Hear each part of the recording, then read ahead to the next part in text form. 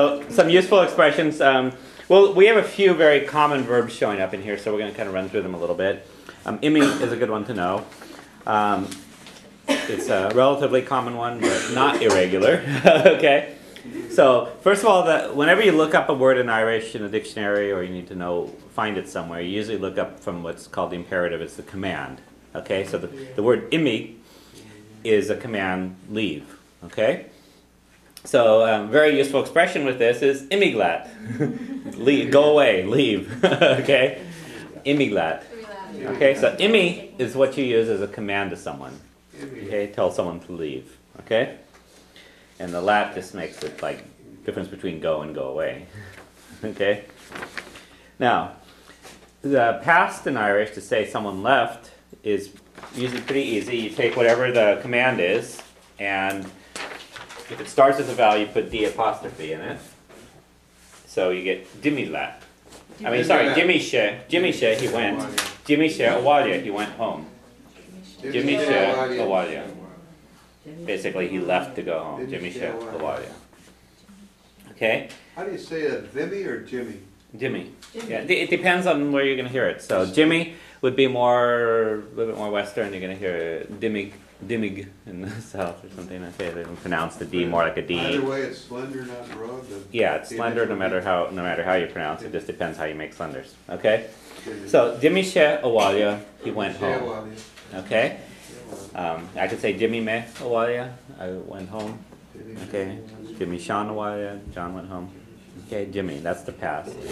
Okay, to say someone does something regularly, use the present. So imian means someone goes at a certain time.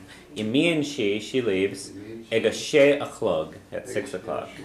Imian she ega she achlog. That means every day or whenever she leaves at 6 o'clock. Imian she ega she achlog. Okay. And so what you're going to find is that for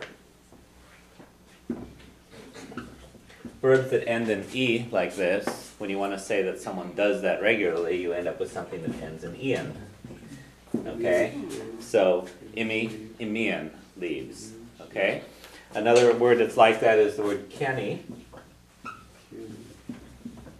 which means buy. And so, to say someone buys something, kennian. So, Canin she and taste an old warga. He buys tea in the supermarket. Canian. Okay? So the ian ending tells you something that someone does regularly. Okay? And we'll be giving you more examples as we run into them so that trying to reinforce this. Okay? But imian leaves. Now the future for ones that end like this ends with an oi. Okay? So imoi me is I will leave. Egania clog. Moime egania clog. Okay? So oi ending is the future. Moime egania clog. Okay? Similarly, if we did with Kenny, it would be Kenoi, spelled slightly differently, but still an oi sound. Kenoi. So it should have a fada on it? This one should have a fada, yeah. It depends on whether it's broad or slender before. Okay, so this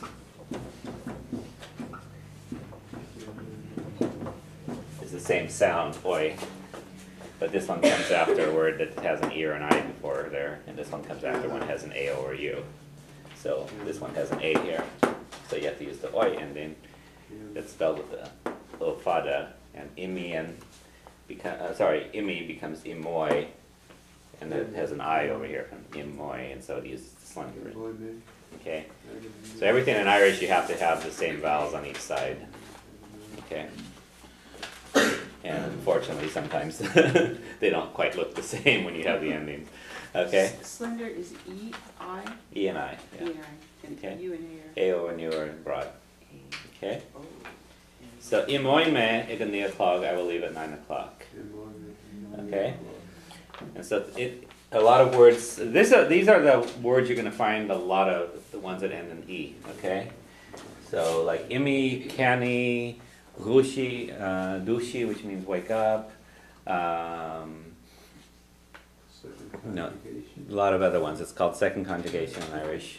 So it's any words except for these little short ones like I, ol, ri. Okay. All right.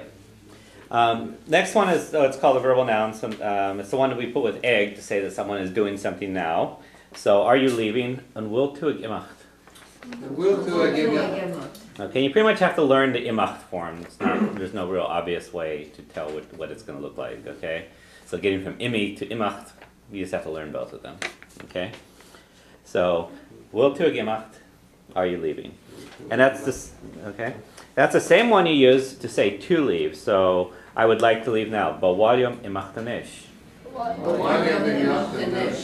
Okay. So imacht means either to leave or leaving.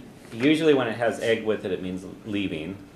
And without it, it usually means to leave, but then it doesn't, not always. Okay. Whatever sounds better of the two you use. Okay. Because English isn't very consistent in that either. So. All right. So, Bawayom imachtanish, I would like to leave now. Okay. Now, the name of the book is Imithe, which is what's called the verbal adjective of this, which is means basically left. Okay, so he has already left. Tashe Imithe Hanahain.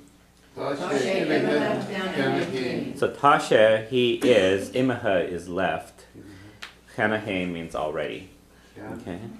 Those two words together, Hanahain. Hana by itself also means already, and Hanahain just makes it stronger. Okay. Hanahain. Okay. The verbal adjective usually ends in a I-T-H-E. Okay? And it's pronounced a couple ways. This one's about ready to get toast.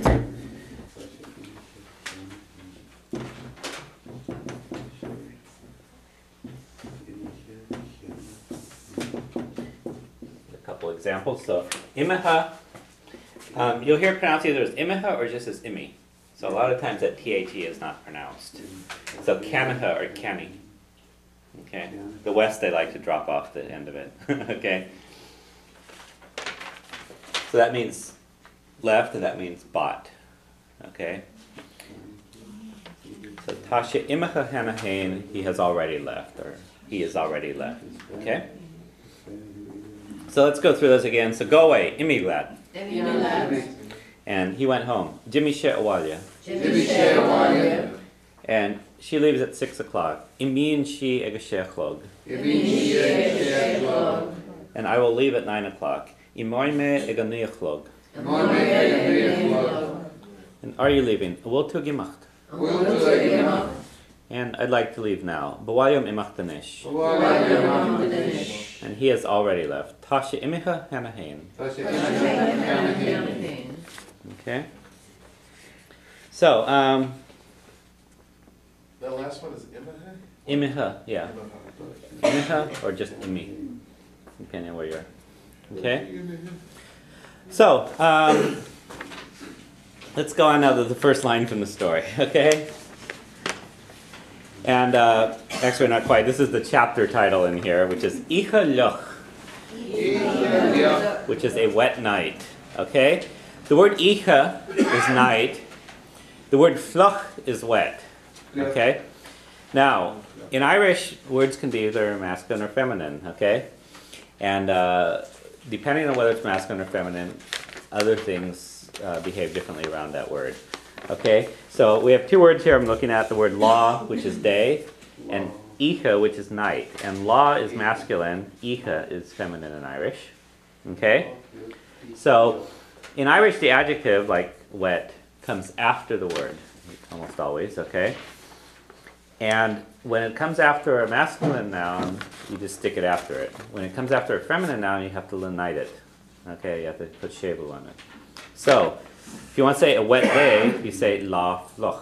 La fluch is a day, basically say day wet. La fluch. Okay? But a wet night, you say icha luch. So because icha is feminine, you put a shevu on the f there, and becomes the fh is silent, so you just hear the luch part of it. Icha luch. Why is day before night? What? Why is day before night? No, icha is night, fluch is wet. So you say Okay. night wet. Okay. Okay? So la fluch, day wet, icha luch, night wet. Okay? So a dry day would be la tirim, and a dry night, icha hirim. Okay? A cold day, la fur, and a cold night, icha ur. Okay?